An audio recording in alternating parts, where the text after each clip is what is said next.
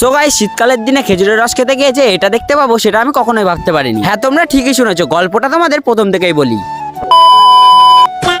So hey guys, এখন ঘড়ি কাটায় বাজে 6টা 15। তো আমরা এখন সকাল সকাল কোথায় যাচ্ছি বলো তো দেখি? তা আমরা এখন যাচ্ছি বাহাদুরপুর খেজুরের রস খেতে।